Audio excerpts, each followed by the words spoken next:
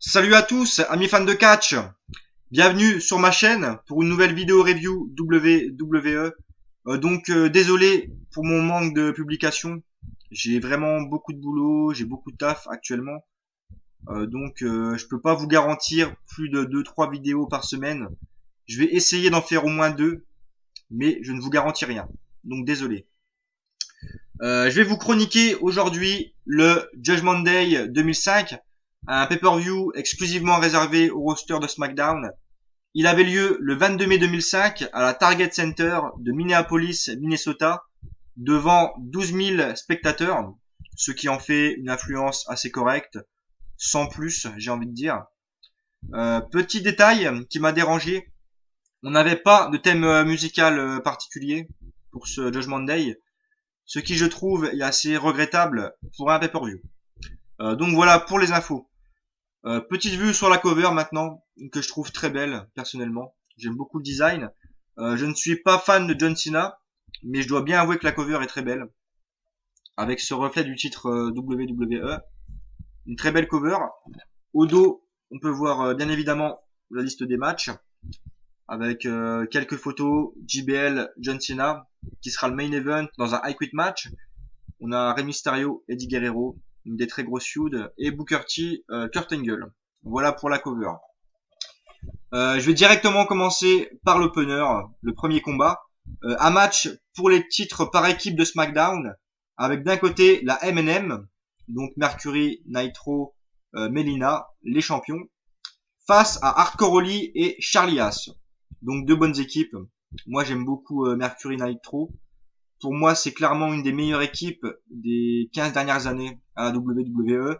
Et en face, Hardcore Holly, Charlie Haas, deux catcheurs que j'aime beaucoup. Surtout Charlie Haas, qui est pour moi un des catcheurs les plus sous-estimés à la WWE, surtout en 2005. Donc voilà, deux bonnes équipes. Un très bon match pour commencer. Franchement, j'ai beaucoup aimé ce combat. Rythmé, dynamique, beaucoup de bonnes prises, aucun temps mort, un public qui participe beaucoup. J'ai vraiment beaucoup aimé ce combat. Très bonne performance des deux équipes. Charlie Haas qui nous offre des très belles souplexes, un magnifique topé suicida à l'extérieur sur Mercury et Nitro. D'ailleurs très bon match également de Mercury et Nitro. Melina qui à l'extérieur rajoute un petit peu de piment au match. J'ai beaucoup aimé ça aussi. Non franchement très très bon combat pour commencer Judgment Day 2005. Le seul reproche que j'aurais à faire c'est la durée. Le match dure 8 minutes. Au vu de la qualité, j'aurais bien aimé un match un peu plus long. Mais bon, 8 minutes, c'est une durée très correcte pour un opener. Je vais pas cracher dans la soupe. On a eu un très très bon match. Et donc, Mercury Nitro qui conserve leur titre par équipe. Je lui ai mis 3 étoiles, 3 quarts sur 5. Vraiment une très très bonne note pour un opener. On avait dans le deuxième match de la soirée Big Show face à Carlito, accompagné de Matt Morgan. Ce match, j'ai vraiment pas aimé. Pour moi, c'est le plus mauvais match de la carte, clairement. D'ailleurs, c'est le match le plus court. Il dure moins de 5 minutes ce combat. Pas grand chose à retenir. Le Big Show qui domine, avec des gros atémis, des coups de boule, des projections. D'ailleurs, une très grosse projection de Carlito sur l'arbitre. L'arbitre était KO. Et là, on a Matt Morgan qui intervient avec un Bigfoot enchaîné d'un monstrueux F5 sur le Big Show. Et donc, l'arbitre se relève pour le compte de 3. Et donc, victoire de Carlito dans ce combat. Victoire assez surprenante. Pour moi, à part le F5 de Matt Morgan sur le Big Show, il n'y a pas grand chose à retenir.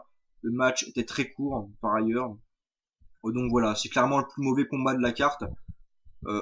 Franchement, à part le F5 monstrueux de Matt Morgan, vraiment pas grand chose à retenir. D'ailleurs, pour la petite parenthèse, Matt Morgan qui est pas resté longtemps à la WWE, il est parti ensuite à la TNA. Pour ceux qui suivent la TNA, il a fait un très beau parcours là-bas.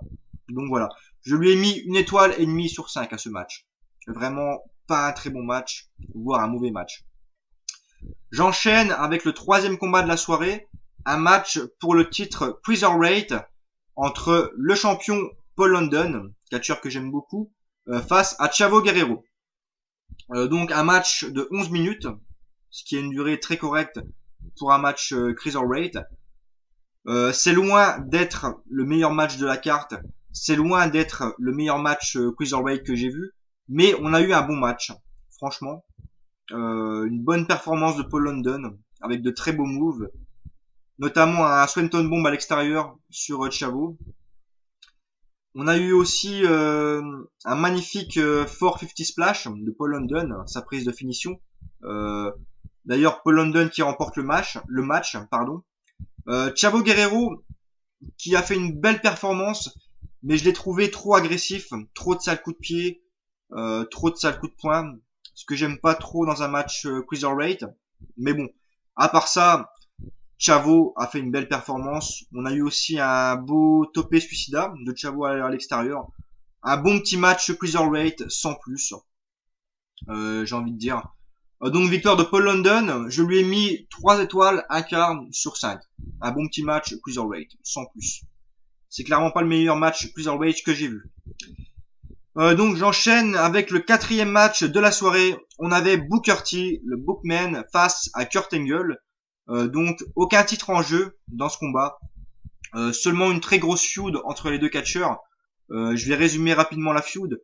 En fait, Kurt Angle draguait Charmel, donc la femme de Booker T, et Booker T était furax. C'est en gros la feud entre les deux catcheurs. Voilà quoi, un match de milieu de carte que j'ai bien aimé personnellement. Il dure 14 minutes, donc c'est une très bonne durée pour un match de mid-carte. Techniquement, j'ai bien aimé ce combat.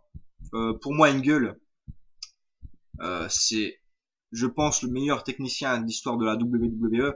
Booker T, c'est également un bon catcheur d'un point de vue technique, mais c'est clairement pas un catcheur que j'aime personnellement. Après le match, je l'ai vraiment trouvé bon, sincèrement. Très agressif. Donc la feud était vraiment bien respectée. Vraiment intense au niveau des prises. On a eu le bookend de Booker T. On a eu son coup de pied en ciseaux sur les cordes. Une prise que j'ai vraiment bien aimée. Angle qui nous sort ses German suplex, ses souplesses, ses belly to belly souplesses que j'ai bien aimé. On n'aura pas eu de Angle Lock et on n'aura pas eu, je crois, de Angle Slam. Je crois que Angle a tenté plusieurs fois ses prises de finition, mais elles sont pas passées, malheureusement. Sinon, vraiment, je me suis pas ennuyé dans ce combat. Un petit reproche au niveau de la fin. Booker T qui remporte le match avec un petit paquet. Vu la feud, j'aurais apprécié une autre fin. Une fin plus nette, plus significative. Mais bon, le match était bon. Franchement, c'est de bons catcheurs. On n'a pas eu de temps mort. On a eu un gros rythme, beaucoup d'agressivité, de belles prises. Donc victoire de Booker T. Après le match, on a un petit segment. On a Booker T qui attache Angle sur les cordes avec des menottes. Et là, on a Charmel qui arrive sur le ring, qui débarque et qui nous sort un gros coup de pied dans les parties de Kurt Angle. J'ai bien aimé ce petit segment d'après-match. Donc voilà, un bon petit match de milieu de carte. Je lui ai tout de même mis 3 étoiles et demie sur 5. Donc un bon combat, tout de même. Victoire de Booker T. Ensuite, on avait un match pour le titre US avec le challenger Hendon Reich, le géant, face au champion Orlando Jordan. C'était pas un bon match, faut être honnête. Match assez court de 5-6 minutes. Donc une durée assez courte pour un match US, je trouve. Pour moi, avec le Big Show Carlito, c'est le plus mauvais match de la carte. Le match est assez court. Les deux catcheurs sont pas au top. J'ai vraiment trouvé ce match. Le rythme était assez moyen. On a eu quelques belles prises de la part de Jordan et de Hendon Reich. Mais voilà quoi, j'ai pas aimé le finish. Victoire du champion Orlando Jordan avec un DDT. J'ai pas trop aimé la fin personnellement. J'ai pas trop aimé ce combat. Après c'est pas mauvais, mais voilà quoi. Pour le titre US, j'aurais vraiment bien aimé plus, déjà plus de longueur au niveau de la durée, plus de prises, plus de moves clairement. Donc victoire du champion qui conserve son titre. On a eu aussi après le match Hendon Reich qui fête sa défaite. J'ai trouvé ça assez bizarre avec une fille du public, une jeune fille. D'ailleurs, Hendon Reich à l'époque qui invitait des membres du public à participer au match. J'ai trouvé ça assez cool, assez fun. Mais bon, le match en lui-même n'était vraiment pas terrible. Je lui ai mis 2 étoiles sur 5. Victoire de Orlando Jordan qui conserve face à Endenreich. Voilà, un match clairement passable. On arrive maintenant à l'avant-dernier combat de Judgment Day 2005. Et là, c'est vraiment du très lourd. Rey Mysterio face à Eddie Guerrero. Une des très très grosses feuds de l'année 2005, j'insiste. Eddie Guerrero qui était heel à l'époque. Et donc Rey Mysterio face, vous avez compris. Pour moi, c'est vraiment une des feuds les plus intenses que j'ai vues à la WWE. Eddie Guerrero qui vendait du rêve en heel, sincèrement. Il jouait son rôle à la perfection. Les deux catcheurs ont été champions à No Way Out 2005. Ensuite, ils ont eu des combats, notamment à WrestleMania 21 dans l'opener. Un très bon match que je vous conseille, que j'ai chroniqué. Et ensuite, Eddie Guerrero a pété un plomb. Eddie a pété un plomb sur Rey Mysterio. Beaucoup de jalousie. Enfin, je pense que vous connaissez la feud. Je vais pas vous résumer toute la feud. Mais voilà quoi, vraiment une feud que je vous conseille de voir. Des matchs exceptionnels. Ce combat était vraiment très bon au niveau psychologique. Les deux catcheurs ont joué parfaitement leur rôle, surtout Eddie Guerrero, qui domine vraiment le début de combat avec des sales prises, des souplexes sur les escaliers, je crois, des projections sur la table des commentateurs, des sales coups. Mais d'un point de vue technique, on a eu certes de l'agressivité, des sales coups, mais un match techniquement d'une très grosse intensité. J'ai vraiment relevé ça, une très grosse intensité. Et la feud est vraiment respectée, mais voilà quoi, franchement, regardez, c'est un match à voir. Je préfère clairement leur match de WrestleMania 21. De toute façon, Rey Mysterio et Eddie Guerrero, voilà quoi, en général sur le ring, c'est du très très bon. Je vous conseille le match qu'ils ont eu à Halloween Havoc, à l'époque de la WCW. C'est clairement un match 5 étoiles. Celui-là n'est pas un match 5 étoiles, je lui ai mis 4 étoiles sur 5, donc tout de même une très bonne note. Pourquoi? Au niveau de la durée, c'est excellent. Match de 18 minutes, intense. Au niveau des moves, j'ai rien à dire. Mais au niveau de la fin, Eddie Guerrero qui attrape une chaise à l'extérieur. En fait, on a Rey Mysterio qui part pour un topé suicida, je crois. Et donc, il est accueilli avec un coup de chaise monumental de Eddie Guerrero. Eddie se fait disqualifier. Rey Mysterio remporte le match. Pour moi, à part la fin du combat, le match, il n'y a rien à dire. Franchement, comme je l'ai dit, d'un point de vue psychologique, des moves, de l'agressivité, il y a vraiment tout eu dans ce combat. À part la fin que j'ai pas aimé. Après le match, on a un très gros segment avec des coups de chaise monumentales d'Eddie sur Rey Mysterio. À noter aussi que Chavo est intervenu dans le match. Il a été repoussé par Rey Mysterio. Donc Rey qui remporte le match. Je vous dis, à part la fin, c'est vraiment un match à voir, clairement. Niveau technique, c'est le meilleur match de la carte. Voilà, aucune discussion possible. Une fin vraiment dommage. Donc victoire de Rey Mysterio suite à une disqualification de Eddie Guerrero. Une feud que je vous conseille et un match que je vous conseille vraiment, mis à part la fin. Donc voilà.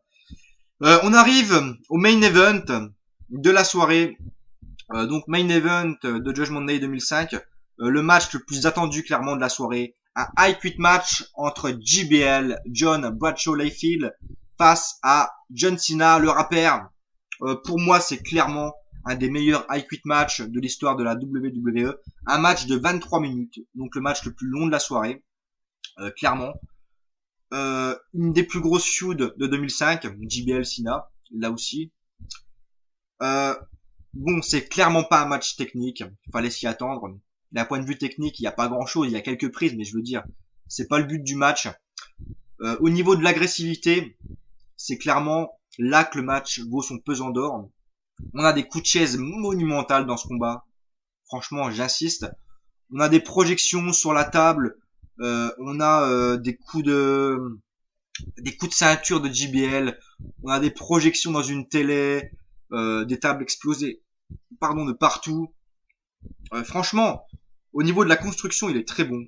Au niveau de la violence, c'est vraiment également très bon.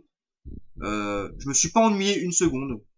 Sincèrement, je ne suis clairement pas fan de JBL et pas fan de Cena. Mais les deux m'ont vendu du rêve dans ce combat. Au niveau de leur gimmick, de la psychologie, de la construction du match, ça se bat dans le public. Il n'y a pas une seconde de répit, il y a du sang, c'est vraiment un match sanglant, brutal. J'ai rien à dire, franchement. C'est vraiment un main event en puissance que je vous conseille. Clairement le meilleur match entre John Cena et JBL, clairement. Qu'est-ce qu'il y a que j'ai retenu de ce match? Que du positif, si ce n'est la fin. En fait, les deux se battent sur un camion. Il faut savoir que Cena débarque avec un camion. Il y avait un DJ qui avait mixé, et donc Cena débarquait à l'entrée avec sa musique, avec un très gros camion. J'ai adoré cette entrée. Et donc les deux se battent sur le camion. Et là, Cena arrache, je sais pas comment on appelle ça, l'échappement en fait du camion. Désolé, hein, je suis pas un spécialiste des camions. Et donc, en fait, c'est une grosse barre de fer, on peut appeler ça comme ça. Et là, il veut taper JBL avec, et JBL qui abandonne. J'étais un petit peu surpris de la fin du match. Là, en fait, on a Cena qui fonce sur JBL et qui éclate une plaque de verre. Après le match, après que JBL ait abandonné, à part la fin du match que j'ai pas trouvé exceptionnelle, sans être mauvaise, pour moi j'ai rien à dire sur ce match. Il y a tout eu. Il y a tout eu au niveau de l'agressivité, au niveau de la psychologie, de la feud, tout est respecté. C'est clairement le match à voir de Judgment Day 2005. Match de 23 minutes en plus, très long. Je pense que les catcheurs sont sortis du match avec de sacrées blessures.